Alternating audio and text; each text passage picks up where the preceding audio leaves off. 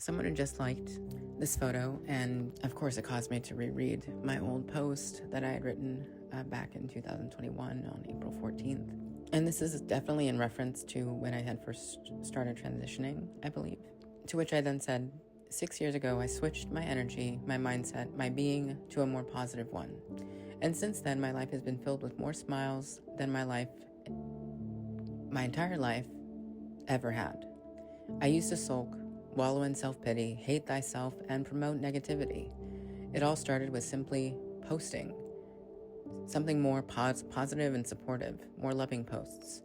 Literally, that was it.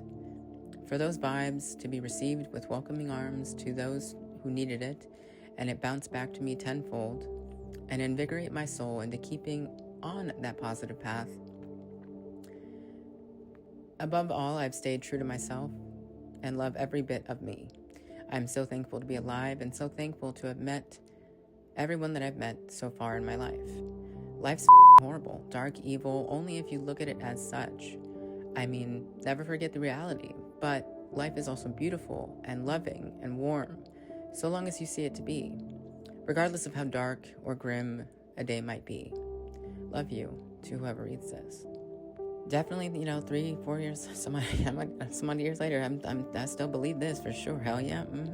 It's kind of crazy because I was actually just thinking about that day or around that time in 2021, what was going on in my life.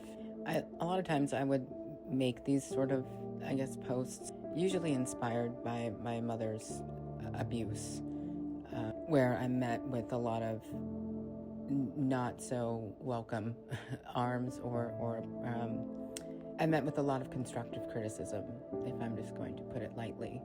But it's in those moments in which I feel most inspired, I suppose, to write something that I hope that, my mother would read or something, maybe, so that she could possibly change her little tune on her perspective on what she believes I am still.